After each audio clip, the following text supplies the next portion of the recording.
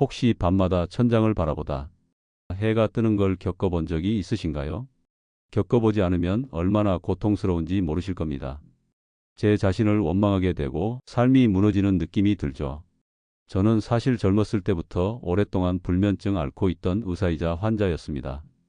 약을 하루에는 6알까지 먹었던 적도 있었죠. 지금은 치료받고 수면제를 다 끊었습니다. 오랫동안 수면 문제로 고민하시는 분들도 만나보았고 제가 겪으면서 변화된 방법을 같이 공유하고자 영상을 만들게 되었습니다. 약을 먹기에는 부작용 때문에 두렵고 병원을 가자니 부담되고 이러지도 저러지도 못하고 있는 상황은 아니신가요? 약 없이도 불면증을 이겨낼 수 있는 해결책을 공유해 드리겠습니다. 지금부터 저와 함께 여러분의 평온한 밤을 되찾는 방법을 찾아보시기 바랍니다. 밤이 되면 어김없이 찾아오는 그 답답함. 침대에 누워도 잠은 오지 않고 시계만 째깍째깍 소리를 내며 시간은 흘러갑니다. 그러다 새벽이 되어서야 겨우 잠들었는데 아침이 되면 개운하지 않은 몸으로 하루를 시작해야 합니다. 낮에는 어디선가 졸음이 몰려와서 의자에 앉아 있으면 꾸벅꾸벅, 또 밤이 되면 잠은 멀어지기만 합니다.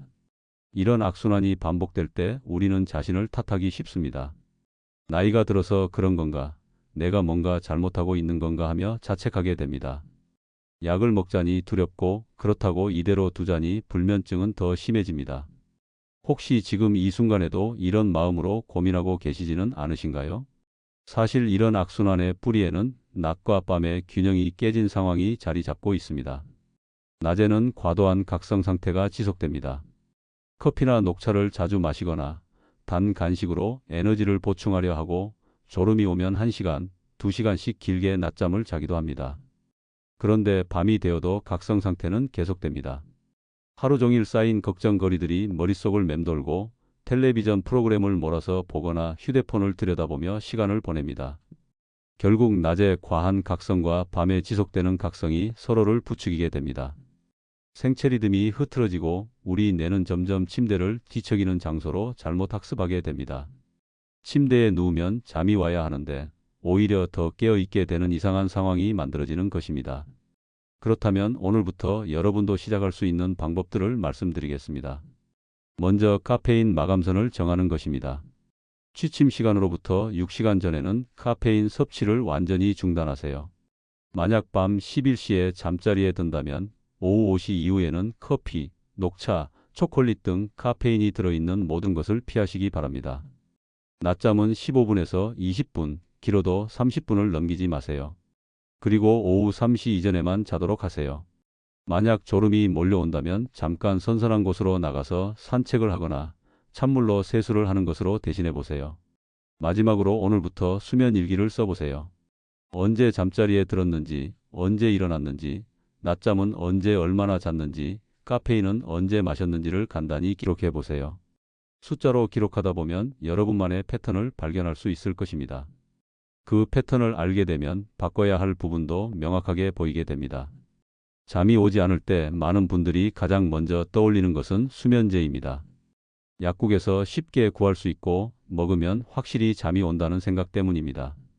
하지만 동시에 약에 대한 불안과 부작용에 대한 걱정도 함께 따라옵니다. 습관성은 없을까? 나중에 끊을 수 있을까?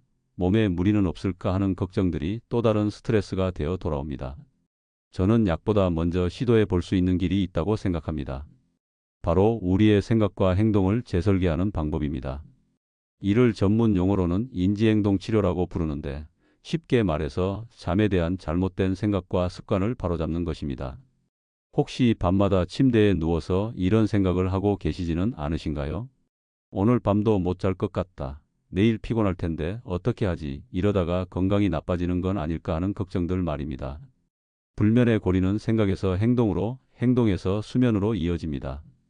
오늘 못 자면 큰일 난다는 걱정되는 생각들이 우리 몸의 각성 수준을 끌어올립니다. 그러면 더욱 잠이 오지 않게 되고 우리는 침대에서 더 오래 버티려고 합니다. 텔레비전을 보거나 휴대폰을 만지작거리면서 잠이 올 때까지 기다립니다. 하지만 이런 행동들은 우리 뇌에게 침대는 깨어있는 곳이라고 잘못 학습시키게 됩니다. 그렇다면 여러분도 오늘부터 시작할 수 있는 방법들을 말씀드리겠습니다.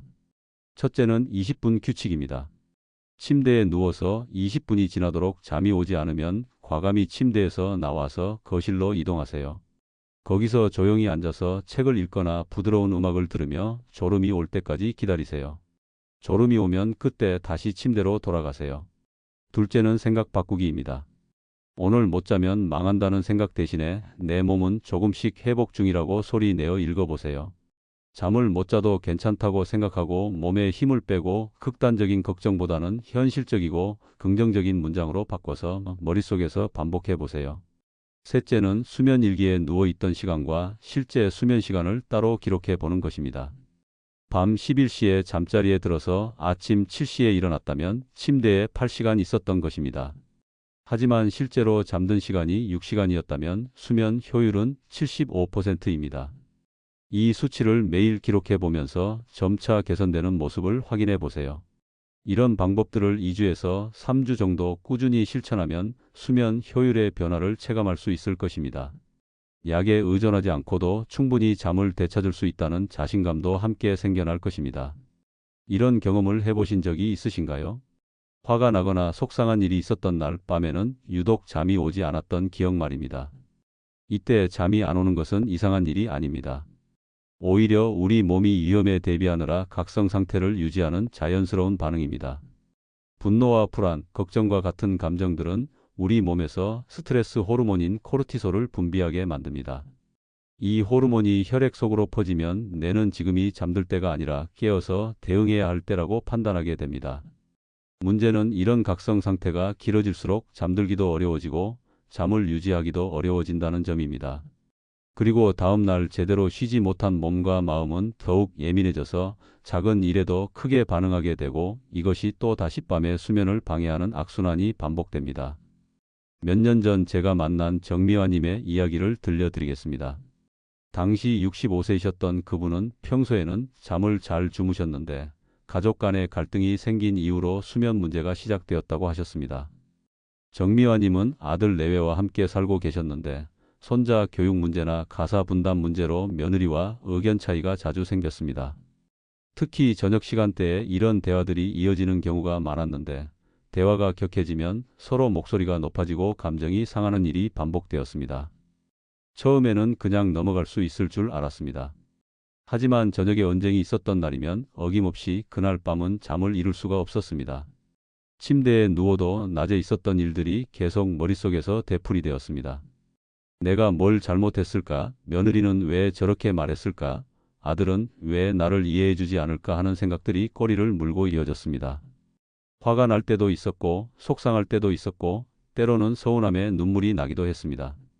이런 감정들이 밤새도록 가라앉지 않으면서 새벽 3시, 4시가 되어서야 겨우 잠이 들었습니다. 그러면 다음 날 아침에는 당연히 피곤하고 예민한 상태가 되었습니다. 피곤하고 예민한 상태에서는 평소라면 넘어갈 수 있는 작은 일들도 크게 느껴졌습니다. 며느리의 말투나 행동이 더욱 신경 쓰이고 아들의 무관심도 더 서운하게 느껴졌습니다. 그래서 또 저녁에 감정적인 대화가 이어지고 그날 밤에도 잠을 못 이루는 일이 반복되었습니다. 이런 상황이 3개월 정도 계속되자 정미화님은 몸과 마음이 모두 지쳐갔습니다. 낮에도 집중하기 어려웠고 평소 즐기던 활동들에도 흥미를 잃어갔습니다. 밤만 되면 또 잠 못 이룰까봐 미리부터 불안해하게 되었습니다. 그분과 함께 이 문제를 해결하기 위해 가장 먼저 시도한 것은 분노 타이머 60분이라는 규칙을 만드는 것이었습니다. 화가 나거나 속상한 일이 생겼을 때 그 감정을 60분 동안만 충분히 느끼고 그 이후에는 의식적으로 다른 활동으로 주의를 돌리는 것이었습니다. 또한 해가 진 이후에는 큰 대화나 중요한 결정을 피하기로 했습니다. 가족 간의 갈등이나 문제가 생겨도 그날 밤에 해결하려 하지 말고 다음 날 오전에 차분한 마음으로 대화하기로 약속했습니다. 밤에는 감정이 더 증폭되고 이성적인 판단이 어려워지기 때문입니다. 감정이 격해졌을 때 빠르게 진정시킬 수 있는 방법들도 함께 연습했습니다. 4초 동안 천천히 숨을 들이마시고 6초 동안 더 천천히 내쉬는 4대6 호흡법을 익혔습니다. 이 호흡을 10분 정도 반복하면 심박수가 안정되고 마음도 한결 차분해졌습니다. 미지근한 물로 샤워하기, 목과 어깨를 가볍게 주무르기, 느린 속도로 집 앞을 5분 정도 산책하기 같은 신체적인 활동들도 감정을 이완시키는 데 도움이 되었습니다. 이런 활동들을 감정 이탈 루틴이라고 불렀는데 화가 나거나 속상할 때마다 이 루틴을 실행했습니다. 처음 2주간은 여전히 어려웠습니다. 오랫동안 익숙해진 패턴을 바꾸는 것은 쉽지 않았습니다. 화가 나면 그 자리에서 모든 것을 해결하고 싶었고 속상한 마음을 계속 곱씹고 싶었습니다. 하지만 조금씩 연습을 하다 보니 감정의 지속 시간이 점점 줄어들기 시작했습니다. 3주째부터는 눈에 띄는 변화가 나타났습니다. 저녁에 감정적으로 격해지는 일이 줄어들었고 설사 그런 일이 있어도 그날 밤에 잠드는 데 큰 지장이 없게 되었습니다. 감정을 빠르게 정리하고 이완시키는 방법을 익혔기 때문입니다. 2개월 후 정미화님을 만났을 때는 가족 관계도 많이 개선되어 있었습니다. 밤에 감정적인 대화를 피하고 낮에 차분하게 이야기하다 보니 서로를 이해할 수 있는 기회가 더 많아졌다고 하셨습니다. 며느리와의 관계도 예전보다 훨씬 편해졌고 아들도 엄마의 변화를 긍정적으로 받아들였다고 했습니다. 무엇보다 밤에 편안하게 잠들 수 있게 되면서 낮에 컨디션도 좋아졌습니다. 충분한 휴식을 취한 몸과 마음은 작은 일들에 덜 예민하게 반응했고 가족들과의 관계에서도 여유를 가질 수 있게 되었습니다. 그렇다면 여러분도 오늘부터 실천할 수 있는 방법들을 말씀드리겠습니다. 첫째는 해가 진 후의 대화 규칙입니다. 저녁 7시 이후에는 가족이나 이웃과 중요한 문제나 갈등 상황에 대해 이야기하지 마세요. 그런 대화는 다음 날 오전에 예약해 두세요. 아침이나 낮 시간에 하는 대화가 훨씬 건설적이고 평화로울 것입니다. 둘째는 4대6 호흡법입니다. 화가 나거나 속상할 때 4초 동안 천천히 숨을 들이마시고 6초 동안 더 천천히 내쉬세요. 이것을 10분 정도 반복하면 마음이 한결 안정될 것입니다. 셋째는 간단한 신체 활동입니다. 미지근한 물로 5분 정도 샤워하거나 집 앞을 천천히 걸어보세요. 목과 어깨를 가볍게 주무르는 것도 도움이 됩니다. 몸의 긴장이 풀리면 마음의 긴장도 함께 풀어집니다. 마지막으로 감정 일기를 써보세요. 오늘 밤 나의 감정 강도를 0에서 10까지 숫자로 매겨서 간단히 기록해 보세요. 복잡하게 쓸 필요 없이 숫자 하나만 적어도 충분합니다. 시간이 지나면서 그 숫자들이 점점 작아지는 모습을 확인할 수 있을 것입니다. 밤이 되어 침대에 누웠는데도 내가 환하게 깨어있는 느낌을 받으신 적이 있으신가요?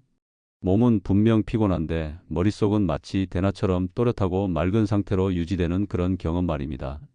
이런 현상의 배경에는 우리가 일상에서 접하는 빛이 큰 영향을 미치고 있습니다. 특히 밤에도 나처럼 강한 빛과 스마트폰이나 텔레비전에서 나오는 블루라이트가 우리의 자연스러운 잠듦을 방해하고 있습니다. 우리 몸에는 자연스러운 시계가 있어서 해가 지고 어두워지면 멜라토닌이라는 호르몬이 분비됩니다. 이 호르몬이 혈액 속으로 퍼지면서 뇌에 지금은 잠잘 시간이라는 신호를 보내게 됩니다. 마치 잠의 스위치를 켜는 것과 같습니다.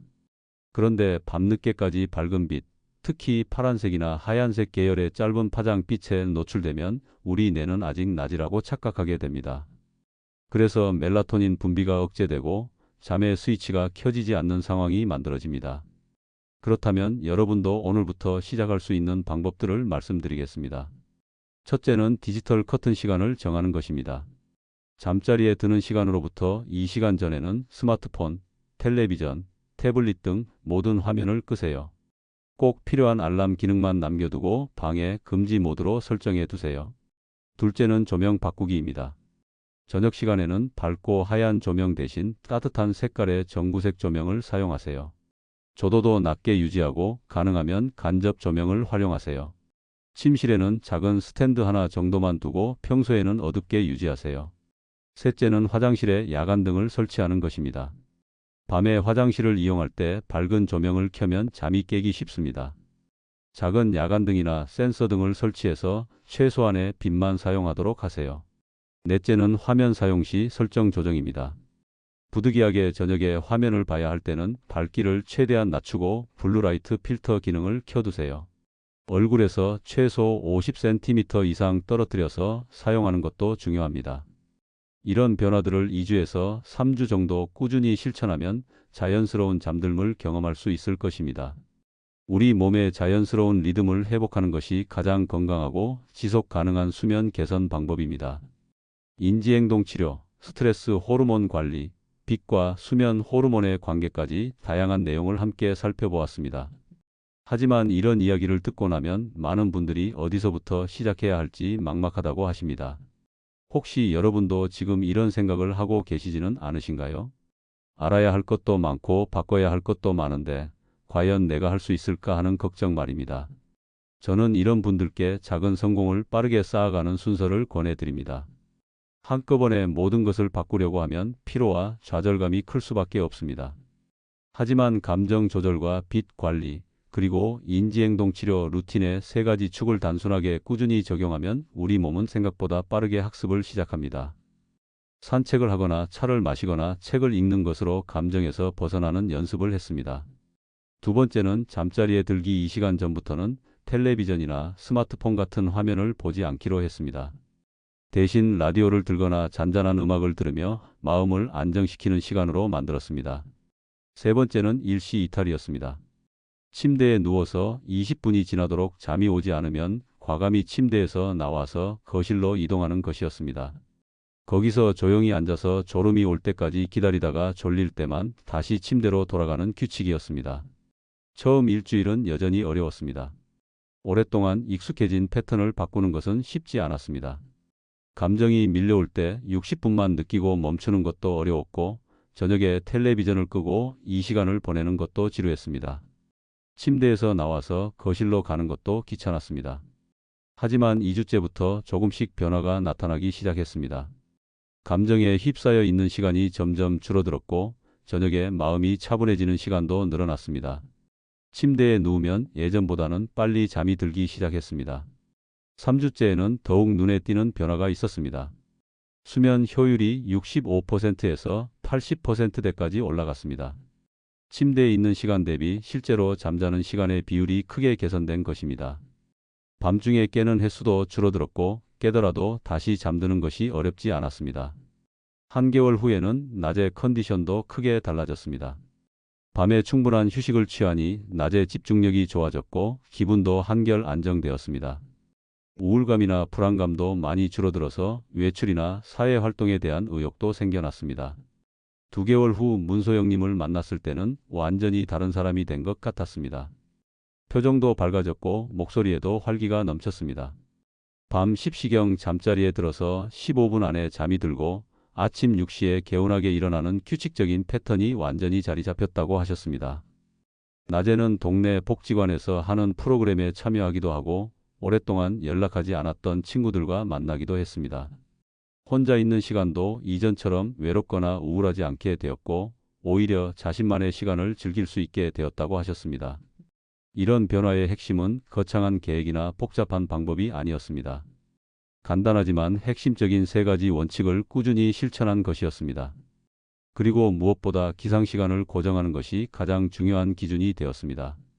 기상시간 고정은 모든 수면 개선의 출발점입니다. 전날 밤에 잠을 덜 잤더라도 같은 시간에 일어나면 그날 밤의 졸림이 자연스럽게 돌아옵니다. 주말에도 평일과 같은 시간에 일어나는 것이 중요합니다. 늦잠을 자면 그날 밤에 수면이 다시 늦어지기 때문입니다. 여기에 앞서 말씀드린 감정 조절과 빛 관리, 인지행동 치료의 세 가지 축을 얹어서 2주에서 3주 단위로 변화를 관찰해 보시기 바랍니다. 필요하다면 의료진과 상의해서 단기간 약물의 보조를 받는 것도 안전한 선택이 될 수 있습니다. 하지만 약물은 어디까지나 보조수단이고 근본적인 변화는 생활 습관의 개선에서 나온다는 점을 잊지 마세요. 그렇다면 오늘 밤부터 바로 실천할 수 있는 구체적인 방법들을 정리해 드리겠습니다. 첫 번째는 기상시간 고정과 아침 햇빛입니다. 내일 아침부터 주말을 포함해서 매일 같은 시간에 일어나세요. 일어나자마자 창문을 열고 햇빛을 10분 정도 쬐어보세요. 이것만으로도 생체 리듬을 맞춰가는 강력한 신호가 됩니다. 두 번째는 저녁의 감정과 빛 관리입니다. 해가 진 후에는 가족이나 이웃과 중요한 갈등이나 문제에 대해 이야기하지 마세요. 분노 타이머 60분 규칙을 적용해서 부정적인 감정이 지속되는 시간을 의식적으로 제한하세요. 그리고 잠자리에 들기 2~3시간 전부터는 모든 화면을 끄고 블루라이트 접촉 시간을 피하세요. 세 번째는 침대에서의 일시 이탈 규칙입니다. 침대에 누워서 20분이 지나도록 잠이 오지 않으면 과감히 침대에서 나와서 거실로 이동하세요. 거기서 조용히 앉아서 책을 읽거나 잔잔한 음악을 들으며 졸음이 올 때까지 기다리세요. 졸릴 때만 다시 침대로 돌아가세요. 네 번째는 3일 계획표 작성입니다. 오늘부터 3일간 감정 강도, 조명 상태, 화면 사용 여부, 잠드는 시간, 수면 효율 등을 간단한 숫자나 기호로 기록해 보세요. 복잡하게 쓸 필요 없이 간단한 메모 정도면 충분합니다. 3일 후에 이 기록을 보면서 어떤 부분을 더 개선할 수 있을지 생각해 보세요. 이 모든 것을 한꺼번에 완벽하게 하려고 하지 마세요. 하나씩 차근차근 익숙해져 가면서 점차 늘려가는 것이 훨씬 효과적입니다. 2주 정도 꾸준히 실천하면 분명히 변화를 느낄 수 있을 것입니다. 우리는 오늘 인지행동 치료의 원리, 스트레스 호르몬을 다루는 법, 빛과 수면 호르몬의 관계, 그리고 오늘 밤부터 바로 실천할 수 있는 구체적인 방법들까지 많은 이야기를 나누었습니다. 하지만 이 모든 것 중에서 가장 중요한 것은 여러분이 스스로 변화를 만들어갈 수 있다는 믿음입니다. 약에 의존하지 않고도, 복잡한 치료를 받지 않고도 일상 속 작은 변화들의 힘으로 충분히 평온한 밤을 되찾을 수 있다는 확신입니다. 작은 변화 하나가 또 다른 변화를 이끌어내고 그 변화들이 모여서 여러분의 밤을 조금씩 바꿔나갈 것입니다. 내일 아침 여러분의 몸이 가장 먼저 그 변화를 알아차릴 것입니다. 조금 더 개운한 느낌으로, 조금 더 맑은 정신으로 하루를 시작하게 될 것입니다. 때로는 어려울 때도 있고 다시 원래대로 돌아가고 싶을 때도 있을 것입니다. 그럴 때마다 오늘 함께 나눈 이야기들을 떠올려 보시기 바랍니다. 오늘 밤이 여러분에게 새로운 시작이 되기를 진심으로 바랍니다. 좋은 밤 되세요. 저는 오랫동안 어르신들의 건강관리를 돕는 일을 해왔습니다. 저는 오랫동안 어르신들의 건강관리를 돕는 일을 해왔습니다. 저는 오랫동안 어르신들의 건강관리를 돕는 일을 해왔습니다.